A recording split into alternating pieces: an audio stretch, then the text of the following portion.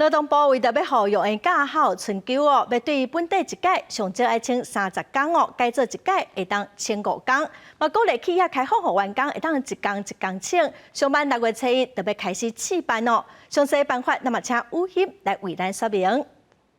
是主播，咱台湾囡仔是愈生愈少，这讲话正做国家安全的问题。政府是想尽办法要提高生育率，敢若安尼讲无感觉哦。咱来看数据，这是内政部的资料，咱会当看到讲出现婴仔伫咧2013年到2016年的时阵呢，也阁有19万到21万人。但是2016年一个月，2017年开始就开始降价啊。对19万人呢，降到讲2020年的时阵无14万人。也今年内政部公布2023年人口的统计，出现婴仔剩13万5千多人，这个数据是历来上界低的。就是因为讲，想要生囝的人少，要是安怎想要生囝的人少呢？根据行政院的资料指出讲，安尼生的原因哦，主要是有4项。第一，就是讲今卖的人价值观无共款啦，所以结婚的这个年纪呢是愈来愈济岁，女性平均是30.1岁才结婚哦。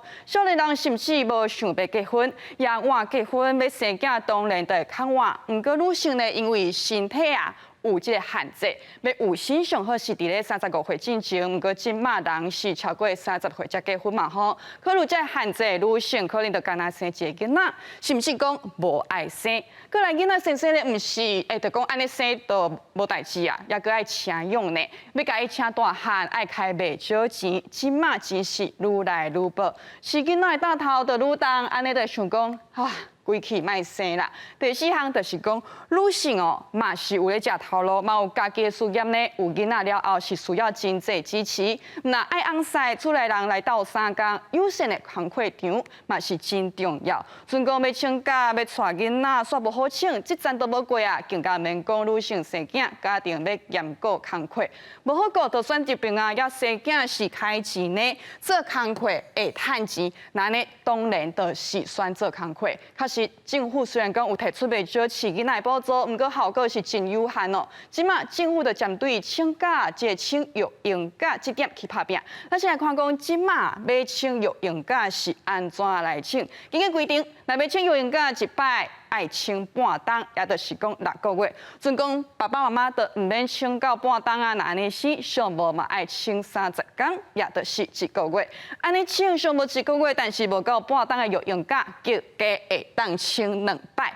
也即个伫囡仔3岁之前，育婴假计共会当请过2天。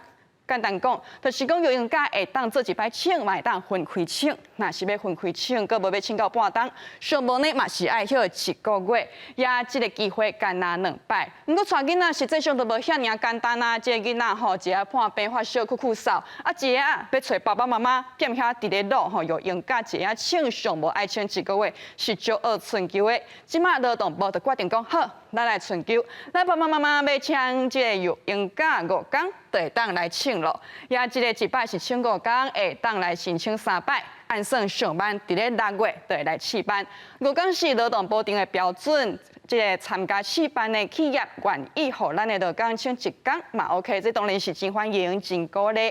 请养囡仔哦，是规个社会爱斗支持，也请育婴假的爸爸妈妈共款会当参加本地有的即个社会保险，共款即个请。甲带囡仔中间呢，共款会当领8成薪水。新的制度上班会伫咧6月实施，试办到12月才过来检讨，看讲中间有啥物做无到的，会当过来改进。而这个新制度呢，敢有通提悬男性来请育婴假的比例，嘛是观察的重点。就是希望讲性别当平等，互家庭饲囡仔负担卖遐尔啊重吼，来减轻这个囝生少的问题。以上就是今日的解剖新闻，甲时间交等由主播。